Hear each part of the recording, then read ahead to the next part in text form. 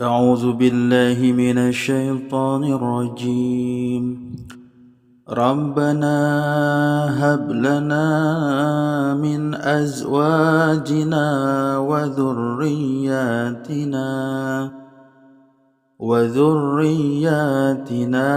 قرة أعين واجعلنا للمتقين إماما. Ya Tuhan kami, anugerahkanlah kepada kami istri-istri kami dan keturunan kami sebagai penyenang hati kami, dan jadikanlah kami imam bagi orang-orang yang bertakwa. Al-Furqan ayat 74. Sahabatku, setiap orang beriman menyadari perlunya pembentukan rumah tangga, karena berumah tangga sudah merupakan sunatullah atau ketetapan Allah. Dengan adanya ketetapan berumah tangga ini, manusia dapat melanjutkan secara baik pengembangbiakan jenisnya di muka bumi ini. Rumah tangga yang baik hanya dapat dibangun bila mana para pelakunya berakhlak dan berperilaku baik sesuai dengan garis yang ditentukan oleh Allah dan Rasul-Nya. Sebagai pilar utama dalam kehidupan rumah tangga, para suami menyadari sepenuhnya pentingnya peranan istri yang berakhlak baik terhadap suaminya dan bertakwa kepada Allah. Sebab istri seperti itu akan menjadikan bahtera rumah tangga berjalan dengan tenang dan tidak memberatkan suami. Istri yang bertakwa kepada Allah dan berakhlak baik terhadap suaminya akan menenteramkan dan menumbuhkan kepercayaan pada suami untuk menyerahkan segala urusan rumah tangga kepadanya. Apalagi kelak bila mana mereka telah dikaruniai anak oleh Allah Subhanahu wa Ta'ala, maka istri yang baik memegang peranan sangat dominan dalam menciptakan rumah tangga yang penuh rahmat dan kasih sayang bagi segenap penghuninya. Para suami menyadari bahwa istri dan anak-anak yang akhlak maupun kesehatan fisiknya baik akan memberi kebahagiaan dan ketenangan hidup bagi dirinya. Begitu pula bagi istri dan anak-anak, suami dan ayah yang baik, taat kepada Allah dan selalu mengayomi keluarganya akan menjadi tulang punggung terciptanya suasana bahagia dalam rumah tangga. Keluarga yang baik kita harapkan bukan hanya bermanfaat bagi keluarga itu sendiri, melainkan dapat memimpin masyarakat ke jalan yang digariskan oleh agama Allah. Keluarga semacam ini akan menjadi keluarga yang terhormat, yang terpandang di tengah-tengah masyarakat. Semua orang menginginkan mempunyai keluarga yang baik dan mempunyai peran yang penting di tengah masyarakat dalam pembangunan kehidupan yang diridhoi Allah Subhanahu wa Ta'ala. Pada doa tadi,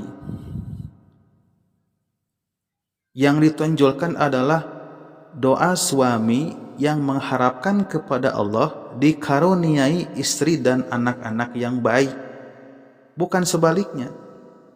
Hal ini menunjukkan bahwa para istri mempunyai fungsi yang jauh lebih besar untuk mengurus rumah tangga daripada mengurus hal-hal di luar rumah tangga. Secara implisit, ayat yang berisi doa tersebut telah memberikan tuntunan kepada kaum istri bahwa tempat aktivitas utama bagi mereka adalah membentuk peradaban manusia di dunia ini adalah dalam rumah tangga, bukan di kantor-kantor, bukan di toko-toko, pabrik-pabrik, atau lembaga politik. Sebab di tempat-tempat tersebut mereka telah meninggalkan anak yang membutuhkan asuhan.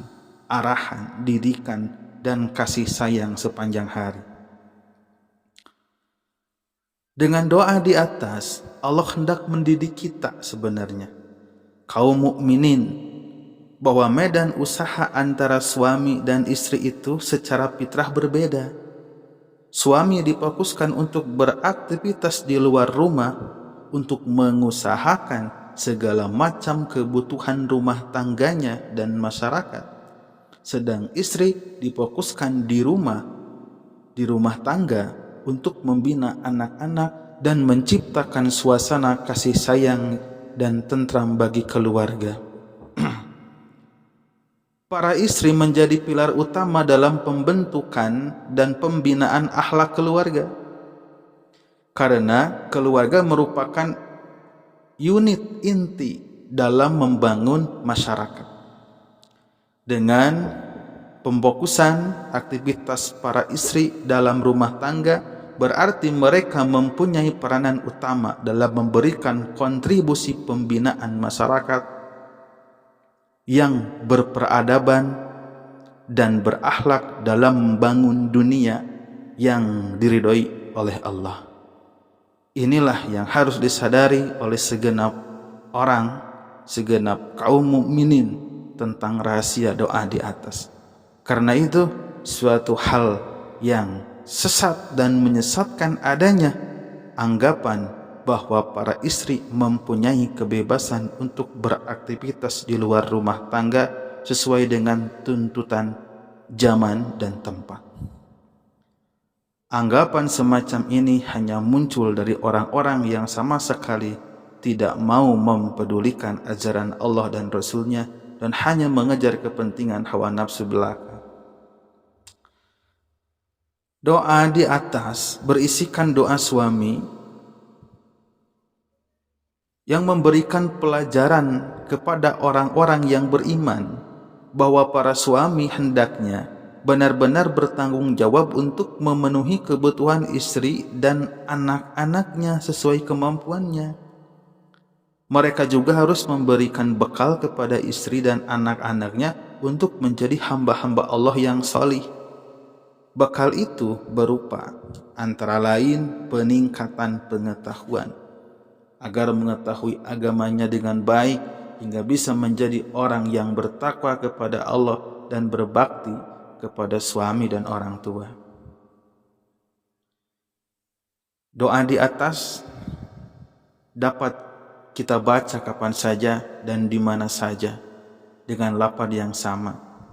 Lafaz doa di atas menggunakan kata-kata jama'. Lafaz ini tidak berubah walaupun yang membacanya orang yang mempunyai satu istri atau satu anak. Karena lafaz jama' dalam bahasa Arab bisa digunakan untuk pernyataan kehormatan.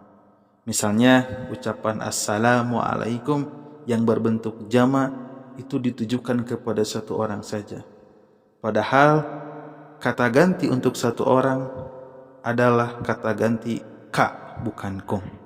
Assalamualaika, bukan assalamualaikum. Namun hal itu tetap dipergunakan sebagai pernyataan penghormatan. Wallahu a'lam.